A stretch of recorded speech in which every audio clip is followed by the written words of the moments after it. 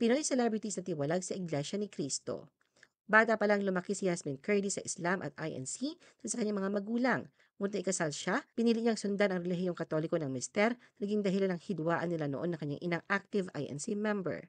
Mula INC, ay napakonvert si Diana Zubiri sa Katoliko sa pagsisimula ng karera niya sa showbiz. Si Catherine Bernardo ay ilang beses na pabalitang tumiwalag sa INC matapos hindi sumama sa Felix Manalo movie at hindi sumuporta sa kandidatong ini-endorso ng INC noong 2016 election.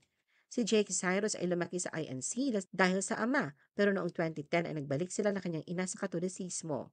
Umalis ang sexy star na si Ren Escano sa INC dahil nahirapan siyang balansehin ang mahigpit na panuntunan ng relihiyon sa kanyang trabaho sa showbiz.